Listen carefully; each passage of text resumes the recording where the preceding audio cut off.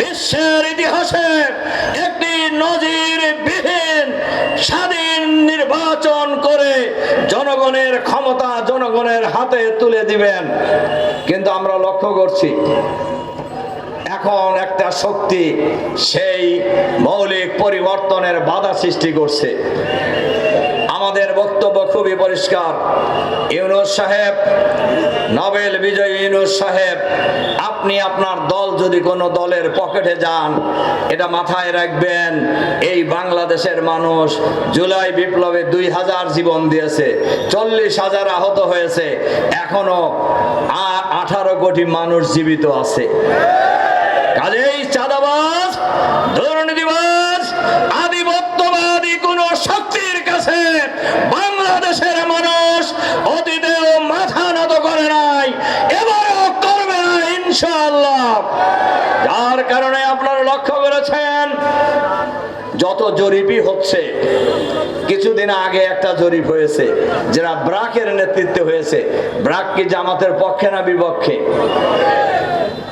তাদের জরিপে জামাত আর বিএনপির ভোটের ব্যবধান খুবই সামান্য, প্রায় কাছাকাছি।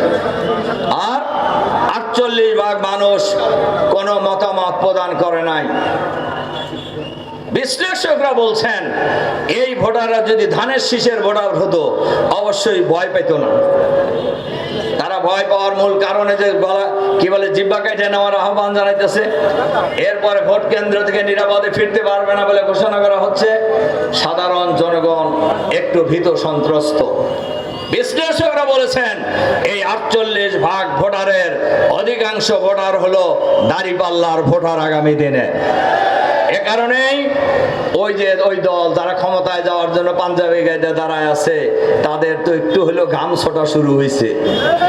এরপরেও আবার বাংলাদেশের সকল ইসলামী দল, পীর মাশায়েখ, ইসলামী ব্যক্তিত্ব, সমমনা, দেশপ্রেমিক রাজনৈতিক দল সহ সবাই মিলে ঐক্যবদ্ধভাবে নতুন বাংলাদেশ গড়ে তোলার স্বপ্ন নিয়ে আমরা এগিয়ে যাচ্ছি।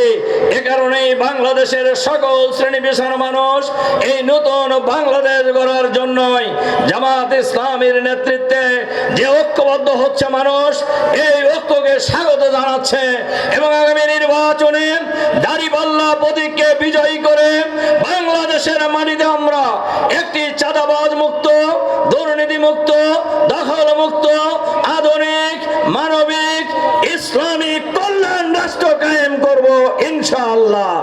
আর এর জন্য সরকারের কাছে